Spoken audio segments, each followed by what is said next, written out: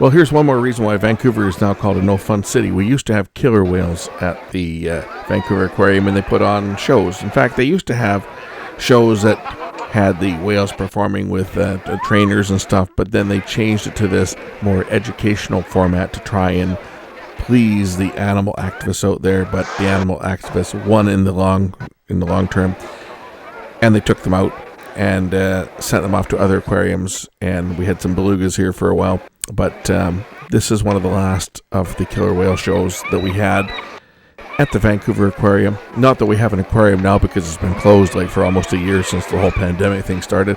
And now it's been sold to an entertainment company. It'll open up as a for-profit. Who knows what they're going to do with it. But here's one of the last of the actual killer whale shows that we had here in Vancouver before they canceled it all. Hope you guys enjoy it. Good afternoon, everyone. Welcome to the Vancouver Aquarium, and a special welcome to our killer whale show. The BC Haida Indians, along our coastline, have looked upon the killer whale as the chief of the sea for over a century. They express their respect and admiration for this animal in their artwork. In fact, you may have noticed the bronze sculpture making its way through the aquarium. This is a sculpture of a killer whale. It was created by the Haida Indian artist, Bill. It does a very good job of expressing the grace and individuals. Our pod here at the aquarium has 4 members, 3 killer whales and 1 Pacific white-sided dolphin. Our younger 2 whales are named Foound and Biosa, both approximately 9 years old, came to the aquarium in 1980 from Iceland. The third and much larger whale is Hyatt. He's around 19 years old and came to the aquarium in 1968 from our BC waters. Also in the pool with the whales is our Pacific white-sided dolphin. You may have seen white wings here before at the aquarium. She's been here since 1971, comes from the California coastline. Now that I've introduced to you, I'd like to introduce our trainers. Have a nice warm welcome for them this afternoon.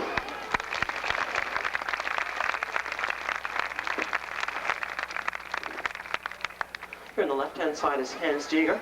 Right is Victor Viscaro, and working in the beach area in the back is Richard Robertson.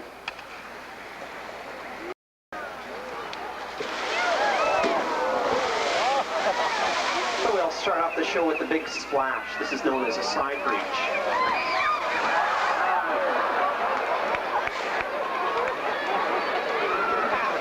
You were warned just before the show, if you're sitting down along the front, you might get a little bit wet. Our young female Biosa is working over here on the left-hand side with Hans. On the right-hand side, Hayek and White Wings will be working with Victor. And over in the back area, Finna gets the day off. He'll be fed by Richard there.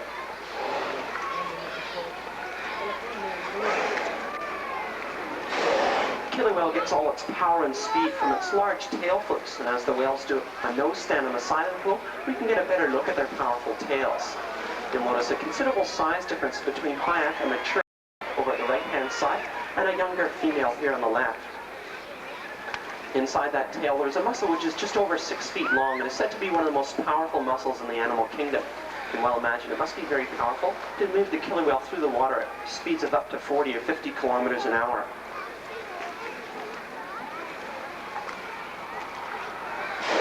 As the whales travel in their family groups, their pods, they do have to communicate with each other. One possible form of communication that the whales seem to have is known as tail lobbing. This involves smashing their tails on the surface of the water. Now, this tail lobbing can be done in the whale's stomach or in the whale's back, or whales are going to turn over onto their backs to do some tail lobbing for you.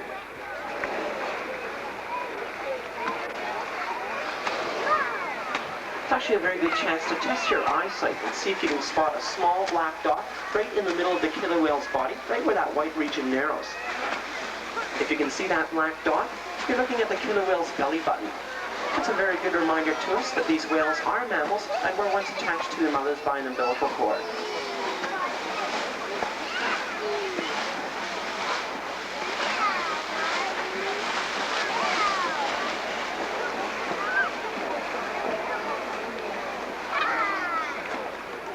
I want some encouragement for some well-done tail lobbing.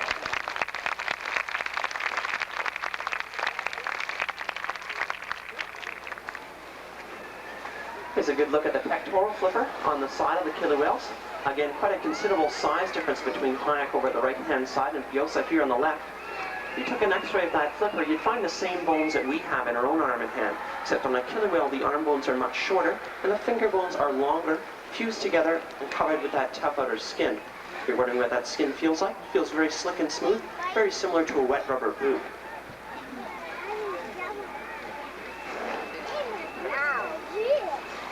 Besides using that flipper to do a lot of their steering and stabilizing, they can also make noise with that. This is called the flipper smash.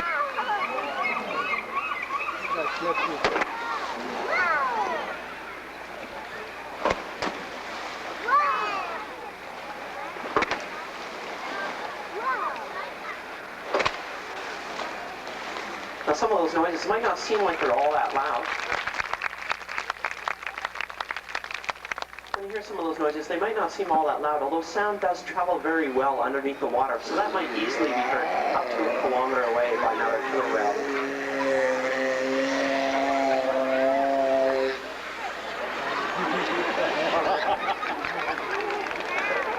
Yes, the whales do breathe air. They do all their breathing through that blowhole in the back of their heads. They can't breathe through their mouths at all. The killer whales are voluntary breathers, which means they have to think about every breath they take. Another function of that blowhole is to make noises. This is the most complex form of communication. It's known as vocalizing. If you listen very closely, you might be able to tell the difference between Hayek and Biosa.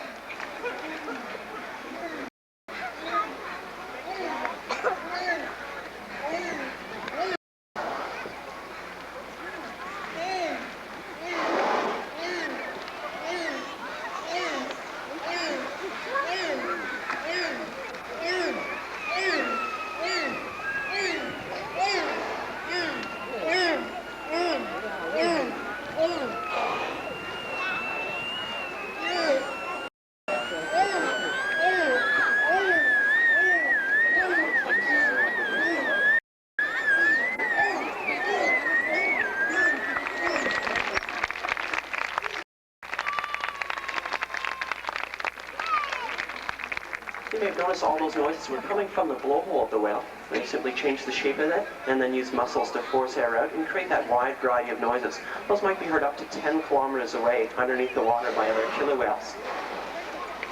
Certainly the fastest and most efficient way for a killer whale to travel through the open water is in a series of dolphin leaps. Every time the whales jump out of the water, they can grab a breath of air, get a good look at their surroundings without losing any of their forward momentum.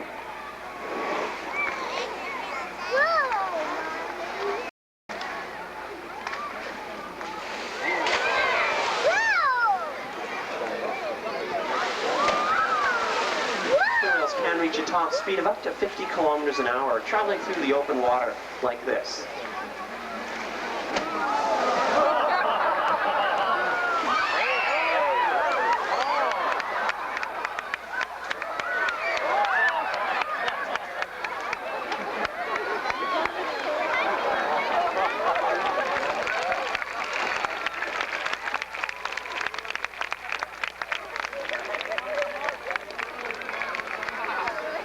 Arrived at the aquarium today. If you haven't visited us in a while, you might have been a little bit surprised when you saw our new pool here. Besides doubling the size of the pool, we've also added this rockwork you see in and around the back, and also the beaching area right in the center of the pool. Right now, Biosa is going to demonstrate her beaching exercise to you. This will show you quite well how a killer whale could reach 10 or 15 feet up onto the land to grab a seal or sea lion, or simply to scare one into the water where it can eat it much more easily. Inside Biosa's mouth there are about 40 to 50 conical shaped teeth. They're extremely sharp, although they're used mostly for holding and grasping onto their prey, because everything that goes in the killer whale's mouth is swallowed down whole or in very large pieces. Also, it's a good chance to notice how well streamlined Biosa's body is, which allows her to travel through the water at such high speeds, and also a good chance to look at the dorsal fin on her back. You'll notice her dorsal fin is very smooth, doesn't have any cuts or nicks in it at all, and if you look at Foound, our young male later on, you'll see he has a small nick in his dorsal fin, and that's a good way to tell our young male Foound from Biosa, our young female. If you look over the right-hand side, you'll see Hayek's dorsal fin. You've probably that it's curved over. We don't know exactly why his dorsal fin is curved over. It's been that for 15 years, and it's probably related to the fact that there's no bone or muscle inside the dorsal fin of a killer whale.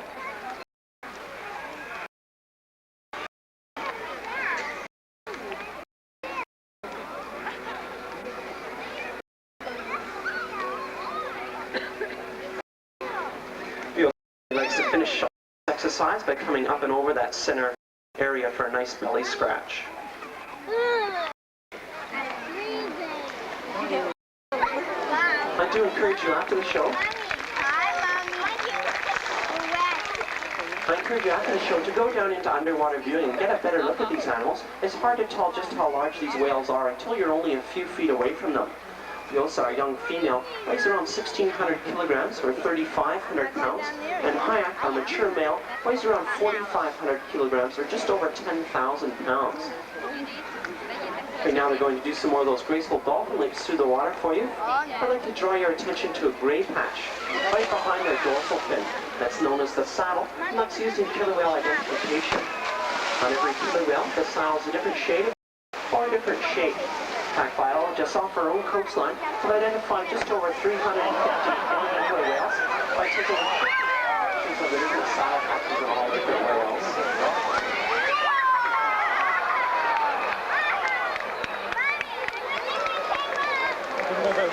Don't worry, if you do get wet, we consider it very good luck to be splashed by one of our killer whales. A nice big reward for Hyak.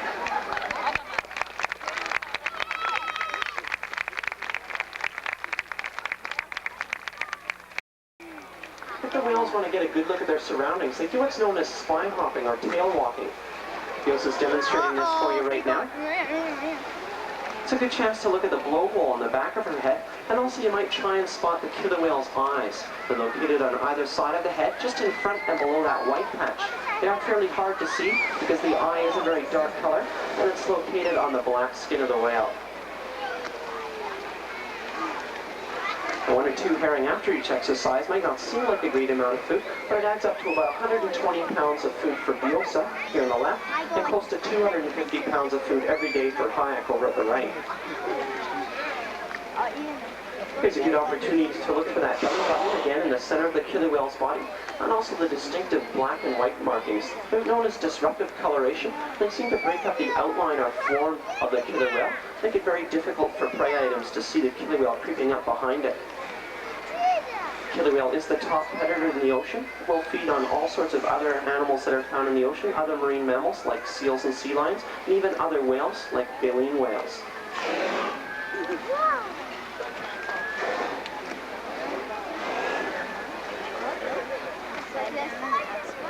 As the whales do another set of dolphin leaps, if you're interested to find out exactly where some of this rock work in the background is modeled after, if any of you do any sailing in amongst the Gulf Islands, you might recognize some of these rocks. It's actually modeled after one particular area in the Gulf Islands. I'll give you a few seconds to try and guess. What?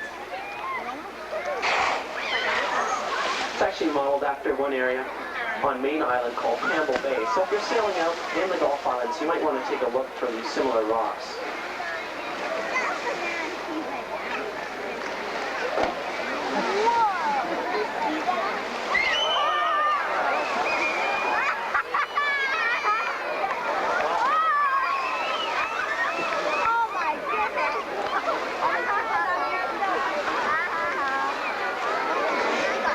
As you saw right at the beginning of the show, the whales can also throw around quite a bit of water.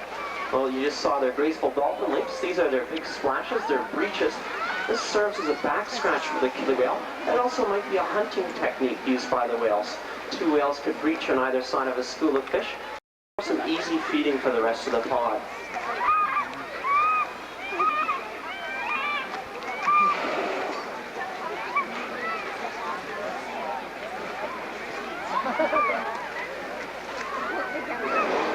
You're not going to get wet. We're on this high. You have to say no, Matthew.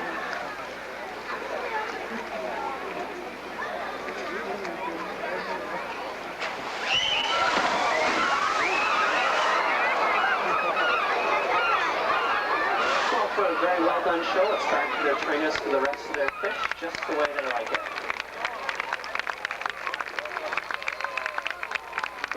Enjoy the show. If you have any questions, we'll be at the side for the next few minutes to try and answer them for you. Thank you very much.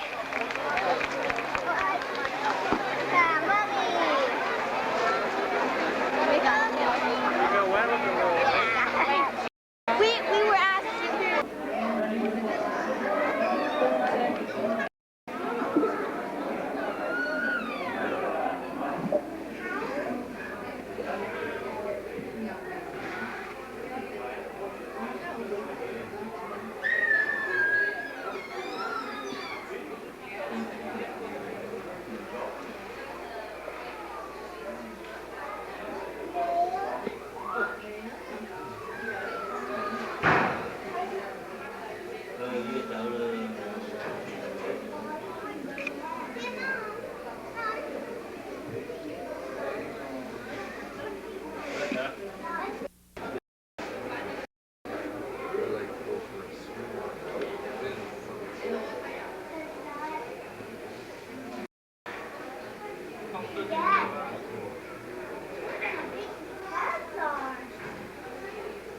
Ew.